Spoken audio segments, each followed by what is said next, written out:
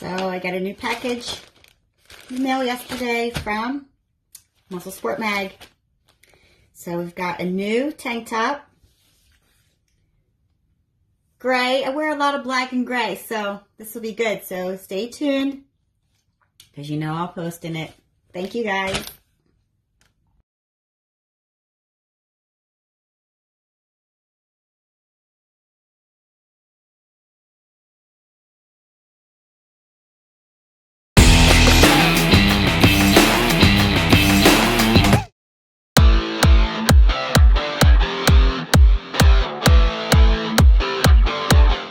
Dexter is, that's who he is. Now, he may be retiring from the stage, but he ain't retiring from bodybuilding, I can tell you that. Absolutely. But how special is it? I mean, I know you got your family here, Dex.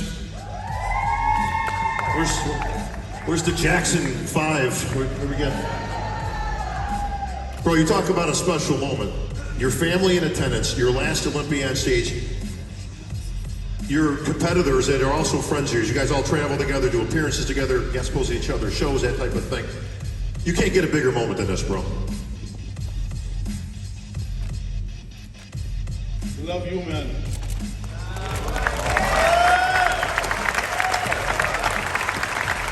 Never seen such respect, Sean, from other athletes that are going against. Listen, they're competing against him. You know that these athletes have such a respect in the fans for Dexter Jackson for all your years, bro. You know why? Because I show respect. You show respect, you get respect. You know, I don't hear me talk about nobody. I'm running my mouth about people. I go out, do my job. You know, if judges say, well, Dex, you need to do this, you need to do that, I respect that. That's why you hear judges saying I can't stand Dexter, because I respect their opinion as well. And I'm like that with everybody. You know what I'm saying? So you show respect, and you get respect. Now, everybody knows how long you've been around. You're 50 now, Dex, is that right? 51. 51, even better. How about this? This guy's 51 years old. He's got competitors up here literally half his age. Yeah. By the way, thanks for shaving last night. You had that old man beard going. I'm like, there's no way he's going to go on stage. Dex's like, hell no, man. I'm shaving all that shit off. I look like Fred G. Sanford, man, with that beard. Yeah, you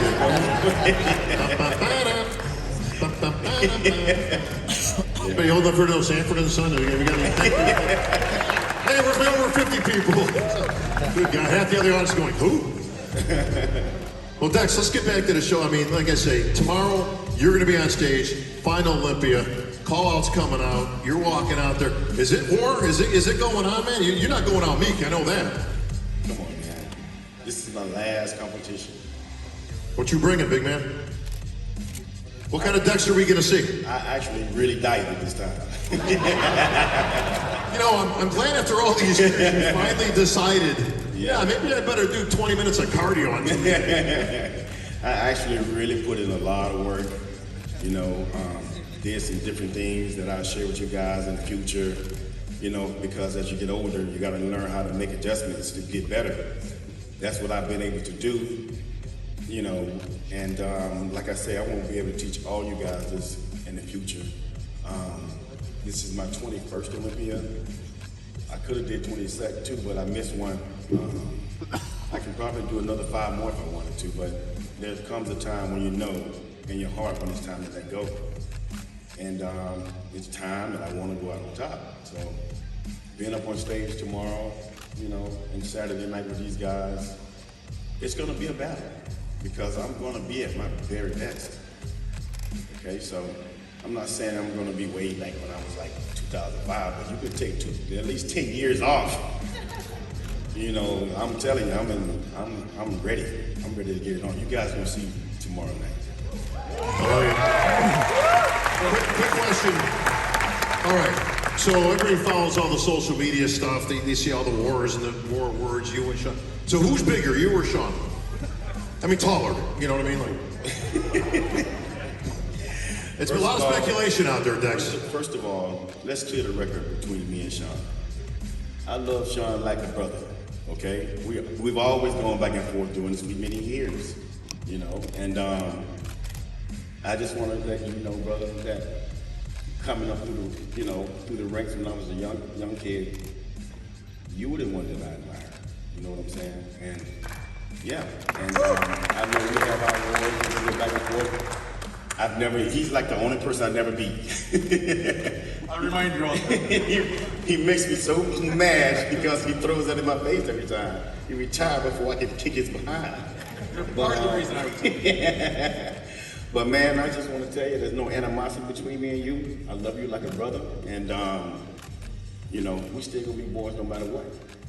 Well, you beat me to the punch because that leads me to this.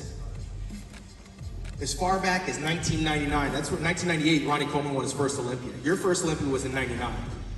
That tells you how long he's been on that stage. Ronnie Coleman's been retired for many years. You still had hair back Yeah, then. back in the day. We had an issue, Bob. Shining up. But what you've accomplished on the stage, only every other bodybuilder can dream of. And that's just a fact. Like you said, Bob, we'll probably never witness what Dexter's laid down and put before us. Naturally, it's hard to look up to somebody that's coming up from behind you. My idols were like Lee Haney, Lee LaPrada, the guys that were before me. But now in retirement, sitting by the pool with a cocktail up, looking at what you've done is ridiculous. I don't think it'll ever be accomplished again. Phil Heath's on the brink of history. This guy right here is on the brink of history if he finally beats Phil Heath. This guy, who's the #1 bodybuilder winning the Arnold Classic this year and a couple years ago, he's the guy to watch out for too. But what you've done will never be duplicated. With that, I give you all my respect. Thank you. Thank you for the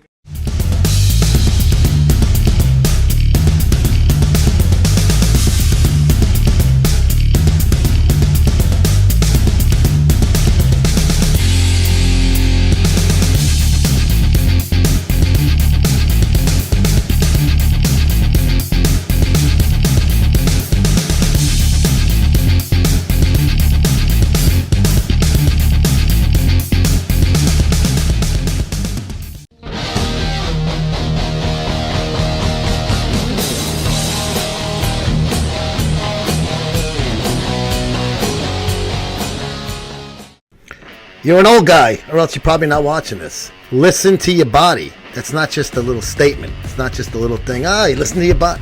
Listen, if you're older, talking like 40s and above, I'm 54, you're working out, and you've been working out a while, and so you know what hurts and what doesn't, and what you can get by with and what you can deal with. But if you're getting like the same type of pain, I'll give you an example. My right shoulder, I have 2 tears in it. I had an MRI done, I don't know, around maybe 05, going back a while, right? Quite some time ago.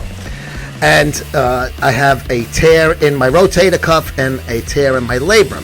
Small, could be repaired, but the reason why we never did it is the doctor said you got so much arthritis in there that even if we take it out, that stuff comes right back. So you're still going to be in pain, and you're still going to do what you do.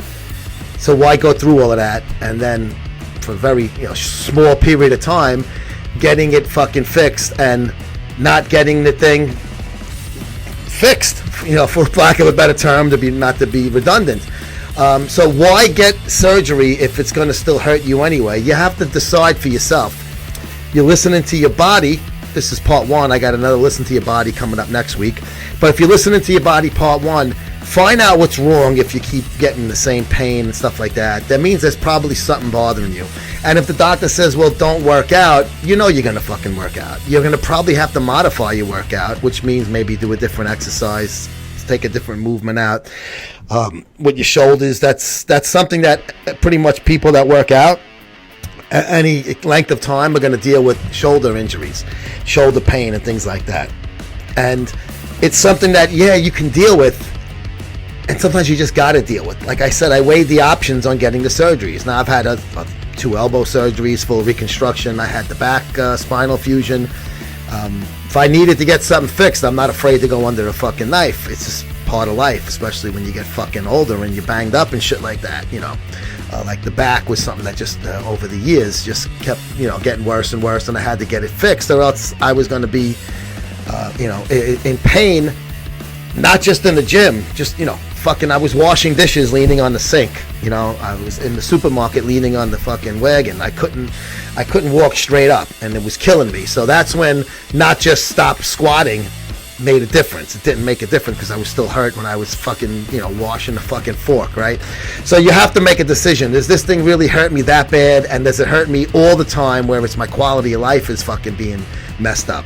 If your quality of life is being messed up, then you're looking to do it. With my shoulder, it hurts a little bit when I'm not in the gym, but it doesn't really bother me much unless I'm working out. Different than the spine situation. So listen to your body, find out what's wrong with it, and then make a decision if you need to get it fixed or not. And if you want to go to a different doctor, different orthopedic, always get a second opinion if you're not really quite sure about the first one. But most of the time it's going to be, something that you could fucking say, do I need it? No, then I don't want to do it. And you got to just deal with it. And that's kind of the way I am with my shoulder. But you might be different. So the main thing is, if the exercise is bothering you, stop doing it. See if it fixes the problem. If you're still feeling pain and you're not in the gym and you're just doing your day-to-day fucking stuff, that's when you got to get your MRIs, your CAT scans, or whatever else. Find out what's wrong with it, diagnose it, and then decide with the doctor or the orthopedic specialist, whoever you're seeing, find out what it's going to entail, how long the recovery process is, and how much different do you have to do your day-to-day, and then you're working out in the gym, or if you do sports on the side, if that's going to be affected. With my spinal fusion, I was out for a while, months. I couldn't work out. So, important thing to know before you get it done. This, guys, training tips brought to you by the sponsor of our Friday AMA on Instagram Live at 3 o'clock at MuscleSport Mag. Elevated Botanics. Look at that stuff. Great stuff. Kratom. They got all these cool pills and everything. And also, MuscleSportMag.com/store. $32 a year, free shipping, United States. We will see you on the next Old Guys Training Tip.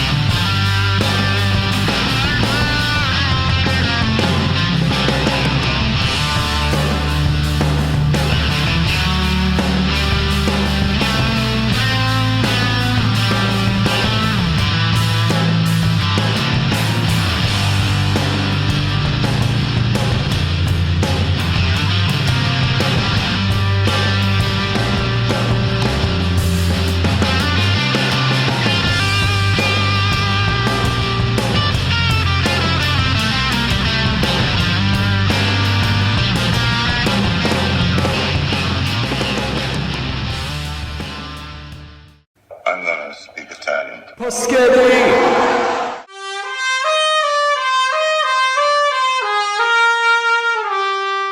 He killed 16 Czechoslovakians. The guy was an interior decorator. I don't shine shoes anymore. Dago WOP, Guinea, garlic bread, pizza slinger, spaghetti bending, Victor Mon, Perry Como, Luciano Pavarotti, solo meal, non-singer motherfucker. That's Italian. A lot of people are not sure what the word WOP, what does that really stand for, and where did it come from? Well, it's a I hate using that word slur, because I don't think anything's a fucking slur. Call me whatever you want, Greaseball, Dago, Guinea, WOP, whatever. It's all good. But we're talking about WOP. So a lot of people, Dopey Cuomo and asshole Pelosi included, thought it meant without papers, like an acronym. It also can mean without passport or working on pavement. I even read that one, because a lot of greaseballs do brickwork and cement work and shit like that. I don't care how many Dago, Guinea, WOP, greaseball, goombas come out of the woodwork. I'm German-Irish. Well, let me tell you something, my Kraut Mick friend. What it really came from, where it really came from, was in like Sicily. They used to have a word. It was called WAPO or WAPO, and it was GUAPPO or a U at the end. And in Italian, the G is silent, so you don't say guapo, you say WAPO. Like I was telling you in the pizza and macaron and all of that, we cut the last vowel off a lot. So hence WAPO became WOP. And people just started spelling it as they heard it, or the phonetic, which was WOP. So when somebody calls a guinea a WOP, they're really calling him this word WAPO, which means like dandy or swaggerer. It's kind of like, the guy's kind of cool. He thinks he's Mr. Cool and stuff like that. And a lot of the older Sicilian immigrants used to call the newer, younger Sicilian immigrants back in the day that came to America, they thought they were guap. WAPOs, like they were WOPs. They were, they thought their shit didn't stink, type of thing. So I'm a WOP. And that's why I used to always hate that when they said without passport, without papers, because out of all of my relatives that came from fucking Italy, only one was technically a WOP. My great-grandfather on my great-grandfather on my maternal side, my mom's grandfather, he actually was a stowaway on a ship from Italy to the U.S. But everybody else, including his kids, came to America with paperwork, and I posted a lot of their passports and paperwork from the boats and stuff like that I found in my parents' house that were old stuff, like from the 30s and 20s and 30s. So, WOP doesn't mean without passport, without papers. Asshole Cuomo and jerk off fucking Pelosi. I'm not perverted. I'm just Italian. T-shirts inspired by none other than Governor C himself. The man up in Albany, AC. Only $15, a whole slew of colors and sizes, from you little guys to you big fat fucks. We got you covered over here. MuscleSportMag.com/store. Get your perverted Italian shirt now. Greetings, everybody. The stuff you see in front of me is from an import company called Sam Buchesi Imports. Okay, my friend Charlie was gracious enough to give me a care package of all of the finest products that he has.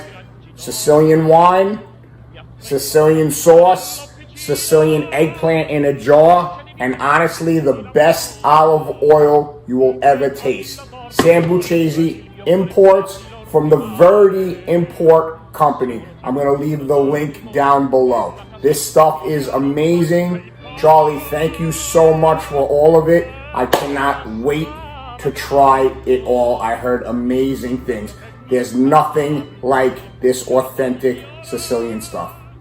Hey guys, welcome to the Cameo Shooting Complex here in Mesa County, Colorado. Today I'm going to be meeting up with Adam Winch, and he's going to be kicking the living city bitch out of me. I'll tell you what, he is a marksman when it comes to his trade. Take a look at these clips real quick. So we're going to start out kind of slow. It's going to get really, really fast to where you're doing wider type stuff. So for the next 8 hours, me and the crew are going to get a gun education in 110-degree weather. That is now a fully loaded gun. So I can't wait to get this started. Until then, we're going to be waiting over here. Take a look at this. It's kind of like the waiting room. Oh, goody, goody, goody.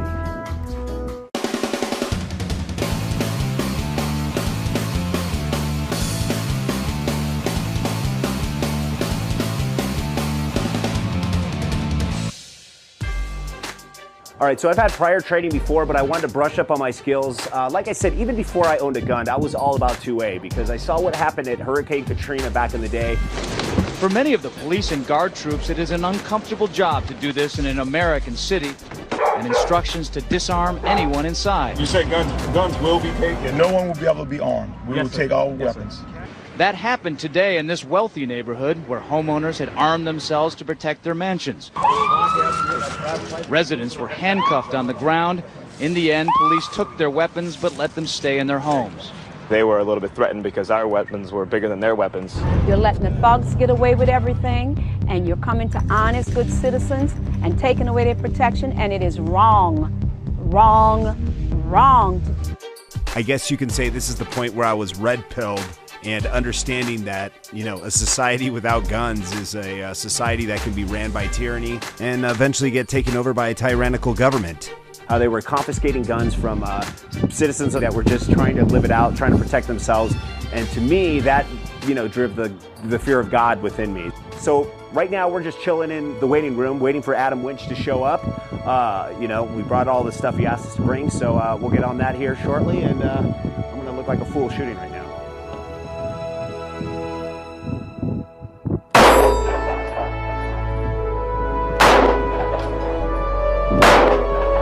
Am I hitting it? Yes. Okay, so it was time for me to stop horsing around and meet up with the man himself, Adam Winch, who is actually going to give me some pointers on using a holster. If you decide to shoot yourself, thank you for signing my paper. Let's not do it, okay? But if you do, yeah, I'm covered. and a little bit of gun safety as well to make sure that I don't shoot off my egg roll.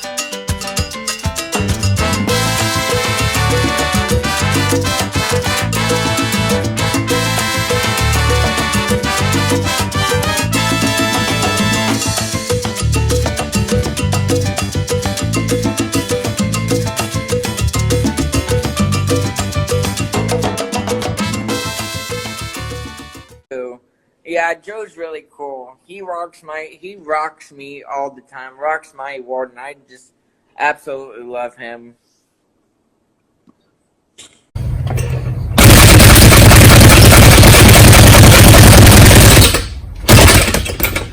This is West Coast Johnny, and you're watching MuscleSport TV. And in the end, the love you take is equal to